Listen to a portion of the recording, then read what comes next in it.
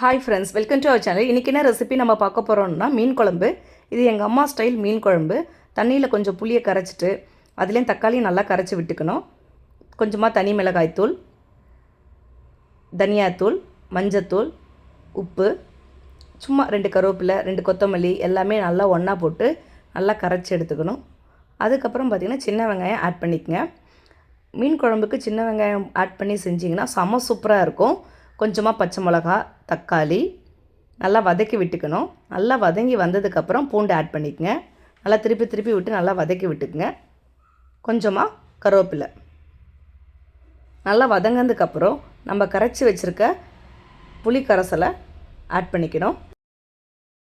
நல்லா குழம்பு கொதித்து வரணும். குழம்பு நல்லா கொதித்து வந்ததுக்கப்புறம் நம்ம மீனை 1 பை 1 ஆட் பண்ணிக்கணும். 10 நிமிஷம் கொதிச்சா போதும்.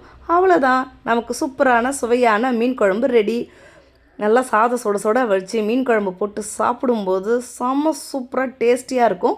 இதே ரெசிபி உங்கள் வீட்டில் ட்ரை பண்ணி பார்த்துட்டு எப்படி வந்திருக்கு எனக்கு கமெண்ட்ஸில் சொல்லுங்கள். தேங்க்ஸ் ஃபார் வாட்சிங்.